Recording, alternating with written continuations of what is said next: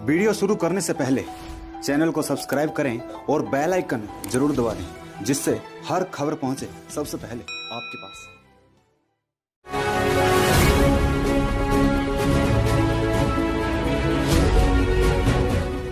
2018 वाली भर्ती का मामला है, जो परमानेंट की भर्ती आई थी। सर हमारे पेपर जल्दी करवा दो, तो बोले कि एक पेज पे जल्दी पेपर हो सकते हैं। मैं सर वो काली चरण जो मंत्री है उनसे जाके मिलूं और पैसे जमा करवाऊंगा। तुम लड़कियां 1-1 लाख रुपए ला के दे दो। 1 लाख तो नहीं दे सके थे, 50-50 हजार रुपये अरेंज करके सभी लड़कियों ने दिया था। लड़कियां 45 थी, 45 में से कुछ लड़कियां मन नहीं थी, 40 लड़कियों ने पैसे दिए थे। तो हमारे साथ हुआ ना, इसी बेस पे मैं ये मुद्दा उठा रही हूँ कि आगे कोई भी इसकी बातों में, इन सर की बातों में गुमराह ना हो। एग्जाम हो जाएंगे तो आपको ऑफलाइन फॉर्म भरवा दिए जाएंगे, आप 1-1 लाख रुपए का अरेंजमेंट कर दो।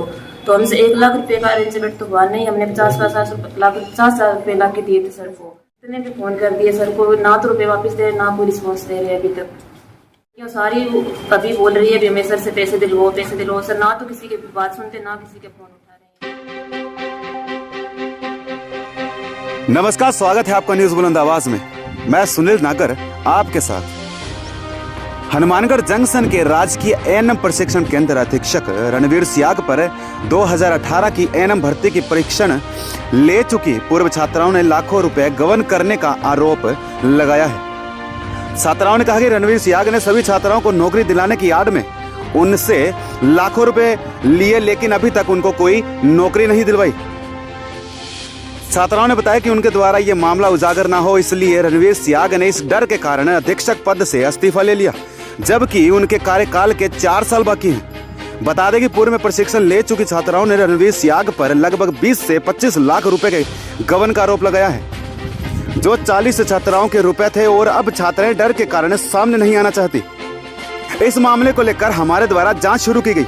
जब हमारे द्वारा एएनएम अधीक्षक से बात करने की कोशिश की गई तो उनके नंबर ही बंद आ रहे थे, और जब उनके निवास पर हम पूछताछ के लिए पहुंचे तो रणवीर सियाग ने अपना वर्जन देने से मना कर दिया। इसलिए छात्राओं ने रुपए वापसी और धोखाधड़ी करने वाले अपराधियों को सजा देने की मांग की है। तो बने रहे हमारे साथ, फिर हाजिर होंगे एएनएम अधीक्षक के और काले कारनामों के साथ। 2018 वाली भर्ती का मामला है, जो परमानेंट की भर्ती आई थी। उसमें हम लोग सेकेंड ईयर में थे। उस टाइम हम लोग इस भर्ती में शामिल होना चाहते थे, तो रणवीर सर से हमने गुजारिश की, सर हमारे पेपर जल्दी करवा दो। तो बोले कि एक पेज पे जल्दी पेपर हो सकते हैं। मैं सर वो काली चरण जो मंत्री है उनसे जाके मिलूं और पैसे जमा करवाऊंगा। तुम लड़कियां 1-1 लाख रुपए ला के दे दो। 2 दिन भर्ती के टाइम में था फार्म भरने की लास्ट डेट में, तो हम लोग 1 लाख तो नहीं दे सके थे, 50-50 हजार रुपये अरेंज करके सभी लड़कियों ने दिया था। लड़कियां 45 थी, 45 में से कुछ लड़कियां मन नहीं थी, 40 लड़कियों ने पैसे दिए थे। तो मिनिमम 20 लाख रुपए का अरेंजमेंट हुआ था। तो हमें तो यही बोला गया कि मंत्री को पैसे दे दिए गए हैं और आप लोग भर्ती में शामिल हो जाओगे। तो हम लोगों ने वेट किया, उसके बाद में हमारा नाम नहीं आया। मंथली डेट निकल गई, कोई फार्म नहीं भरे गए। फिर हमें ऑफलाइन फार्म भरवाए गए। ऑफलाइन फार्म में से हमें जयपुर बुलाया गया, एक वकील हायर किया, वकील ने हमारे फार्म भरवाए। उससे हमारा जो प्रोविजनल लिस्ट है उसमें हमारे डॉक्यूमेंट वेरिफिकेशन हुए थे, मेन लिस्ट में हमारा नाम नहीं आया। जब हमने सर से पूछा कि सर हमारा मेन लिस्ट में नाम नहीं है, तो बोले कि सिंगल बेंच पे रिजेक्ट हो गया, कोर्ट का मामला है, डबल बेंच में आपका मामला होगा। लेकिन आज तक वो भर्ती भी पूरी हो गई है, सब नौकरी लग चुकी है, सब जो सीटें वंचित थी वो पूरी क्लियर हो चुकी है 2018 की भर्ती। फिर भी हम लोग इस बात से घूम रहे हैं कि अभी उसका फैसला आना बाकी है, लेकिन नहीं है उसका, वो भर्ती पूरी हो चुकी है। आज हम लोग भी नौकरी लगे होते, नहीं तो हमारे पैसे वापस दे देते, हम उसको कुछ काम में ले लेते। सर मुझे तो यही लगता है, अभी पहले जो रेट का मामला था उसमें भी यही चक्कर ही था, पैसे का ही था, सामने भी आया था, कई बार सर फंसे भी हैं, सुनने में आया भी था। और वो मानते हुए मैं तो यही मानती हूँ कि आगे हर किसी का भविष्य खराब है, इनके हाथ में जो भी जाएगा। तो हमारे साथ हुआ ना, इसी बेस पे मैं ये मुद्दा उठा रही हूँ कि आगे कोई भी इसकी बातों में, इन सर की बातों में गुमराह ना हो। बार करिए, सब लड़कियां रो रही है, सब लड़कियां एलिगेशन लगा रही है, उनके पैसे वापस दे दो सर, एक बार सबसे बात कर लो सर। सब लड़कियां विनोद जी के पास जाने का नाम ले रहे हैं, तो कह रहे हैं कि वो मेरे ससुर लगते हैं, मेरे रिश्तेदार है, कोई मेरा कुछ नहीं कर सकता, जाए तो जाए। फिर 1-2 को ऐसे झांसा भी दिया भी तुम लोगों को पैसे वापस दे रहे हैं, क्या पता दिए एक नहीं दिया। आज तक लड़कियां रो रही है, मेरे हिसाब से किसी को नहीं दी। सर ये 2018 की जो परमानेंट की वैकेंसी आई थी ना, उसके लिए हमने सर ने बोला भी हम आपका भी ये करवा देंगे इसमें। तो अब से बोला गया कि आप अपन एग्ज़ाम हो जाएंगे तो आपको ऑफलाइन फॉर्म भरवा दिए जाएंगे, आप 1-1 लाख रुपए का अरेंजमेंट कर दो।